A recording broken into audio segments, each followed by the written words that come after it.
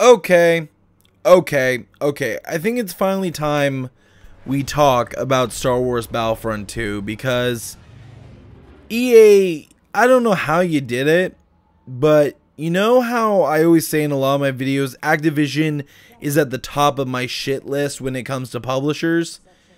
I don't know how you did it, EA, but you literally took Activision and bumped them down a notch, and you took that top spot on shit hill because you guys are the most scumbag company. And originally I didn't understand the whole idea of you're the worst company ever 2 years in a row or some shit like that, and I never really believed that. But god damn, I never thought you could be worse than Activision, in my opinion. This is just my opinion. So what's going on? Well, back when Star Wars Battlefront 2 was announced, they announced that there will be no paid DLC. There will be no Seasons Pass. And a lot of us were like, yeah, let's go. No Seasons Pass, no expansion passes, blah, blah, blah, free DLC, blah, blah, blah.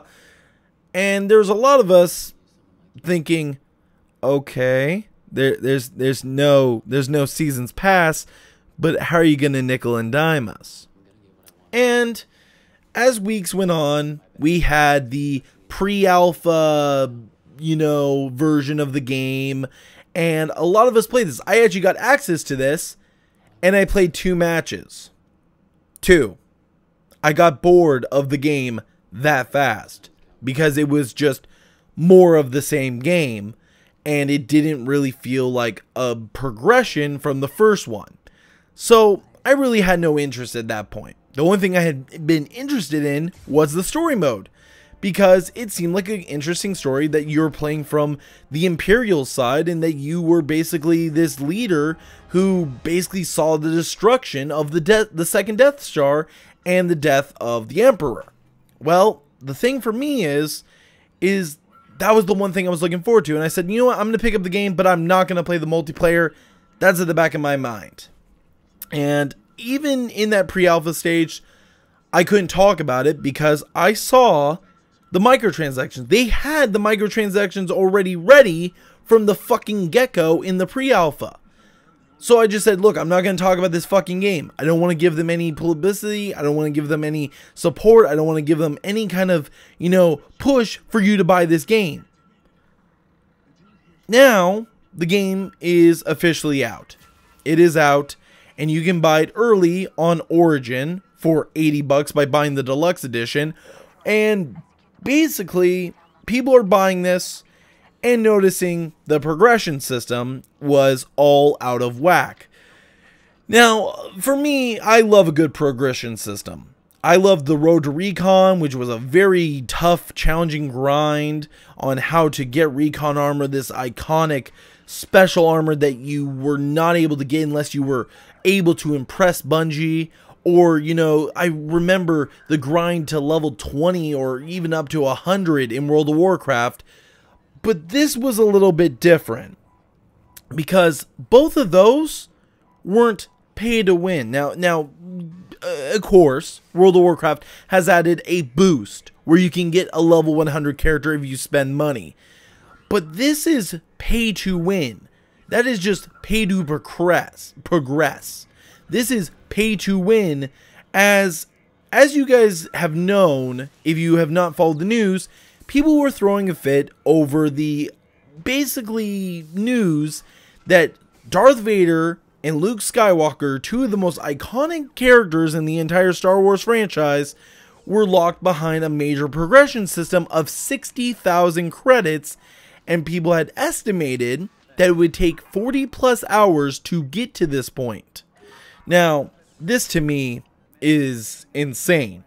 To me, I love a good grind, but it should be fair and balanced to the point where basically I'm able to progress and start earning more and more stuff and being able to unlock more characters and, be having a great time and also being able to enjoy myself without getting bored.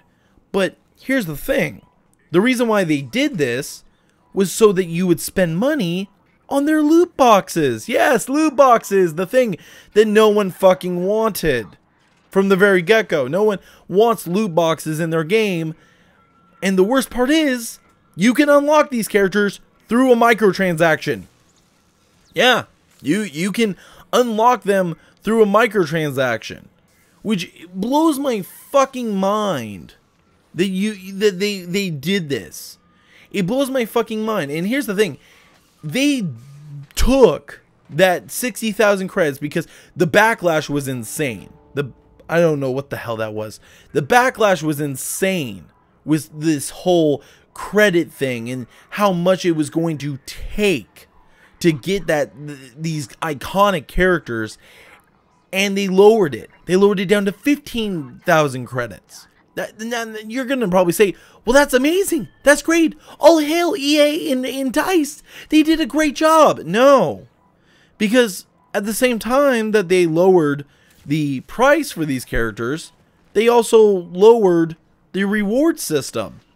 The amount that you get after you finish a match or you finish challenges, they lowered that as well to balance it out so that you still want to spend money to unlock these characters, because they don't want you getting bored and trading in the game in a week at GameStop for 50 cents plus tax. Oh wait, no, you get 10 cents. No, they want you to keep playing the game and, you know, just throw some money in there. You'll get something that's fun and keep you entertained for a few more minutes. They want you to spend more money. They just said that there wasn't going to be any paid content to get you in the door. And now that we're seeing the bullshit, fanboys are defending it to the fucking hilt. Fanboys are saying, well, they fixed it. They changed it. It should be better. It should be better. This is why I get so annoyed with fanboys. Because here's the thing. I'm a fan of Star Wars. I love the lore, the stories, and everything that has to do with the galaxy. It's almost like a second version of Halo for me. Because, you know what's funny, Star Wars came out way before Halo, yet I prefer Halo's story over Star Wars, but Star Wars is still up there with one of my favorite lores to follow. But the problem for me is that I'm not a fanboy. I'm not gonna put on the blinders and just listen to whatever EA tells me and whatever DICE tells me because I'm a fan of a franchise. I've made that mistake too many times with too many franchises that I love, including Halo 5, which I was stupid about. And that's not going to happen anymore. And I really recommend you do the same. Take off the blinders and see what's really going on. See how they're trying to use you. They're trying to get your money. The hard-earned money you work for. The hard-earned money that your parents work for. Whatever your situation is, that's why these progression systems were so high. Because they want you to get impatient. They want you to spend real money. Now, what's funny is that this has gone insane. Reddit blew the fuck up, and now Star Wars Battlefront 2 is known as the most disliked comment on Reddit. And here's the thing, I don't even use Reddit. I don't like Reddit. I think it's fucking crazy and all sorts of shit. I've never really liked Reddit. But the thing for me is, and this is the thing, there were supposedly death threats going out to the developers. Now, here's the thing. I'm a major believer in the freedom of speech. You can call someone an asshole. You can call someone a cuck. You can call them whatever the fuck you want. You can say whatever you want. Because sticks and stones may break my bones, but words will never hurt me. But whenever it comes to death threats, that's crossing a line. If it is true that they receive death threats, and I've seen some people send me copy-paste text of what people supposedly said, one saying basically, I'm gonna come to your house and slit your throat and rape your wife while you bleed out, that's a line that's going to make us look bad. You know that agenda, that feminist frequency, and all these fucking SJWs push to make gamers look bad? Well, one little quote can push us back so much. And instead of trying to fight back against these anti-consumer practices of microtransactions, it's going to make us look like the bad guys. It's going to make us look like the stereotypical crazies that basically people like Anita Sarkeesian push us out to be. Don't do that. Use your words, boycott, but don't threaten. Martin Luther King believed in peaceful protest. And that's what you've got to believe in. You've got to believe in basically using your words and doing it through actions, but not violence. Don't support the game. Don't buy the microtransactions. And don't show them that you are supporting this crap. Don't buy into it. Don't let them win. Don't let them show you how much it pisses you off. And also, if it pisses you off that much that you threaten someone's life, there is something wrong there. Whenever it came to a few weeks ago with the multi-lock-on situation, I didn't defend him because he had said some pretty fucked up things about Bonnie Ross and Kiki Wolfkill. He said some pretty fucked up things that he was going to do to them. And I was on kind of 343's side that time. I was on their side whenever it came to that situation, because if I was someone working there and someone said they wanted to do the things that he said that he wanted to do to them, even if it was a joke, I would be kind of worried being in that same building as that person. So what we need to do is think before you put out that post. It's okay to be pissed off. It's okay to boycott. It's okay to call out people. But death threats is crossing the line. And that's just my opinion. But I want to know what you guys think.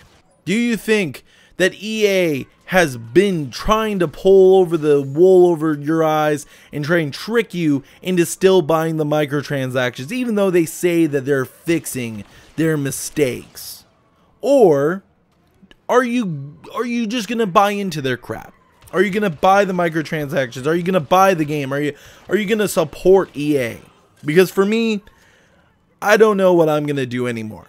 I've got this game and I want to play the campaign, but at the same time I feel like I can't. Because I don't want to support a company that pissed me off so much that I didn't even want to play the game anymore. I got about a good 3 to 4 hours into the campaign and then I just wanted to stop. So let me know what you guys think down in the comment section down below. But as always, guys, you can reach me on Twitter, Twitch, and Discord. All the links will be down in the description below. And I am pretty easy to get a hold of. I have my phone on me at all times, as you could hear throughout the video going off. So let me know on all kinds of social media, and I will see you guys next time. And as always, GamerJlee signing out.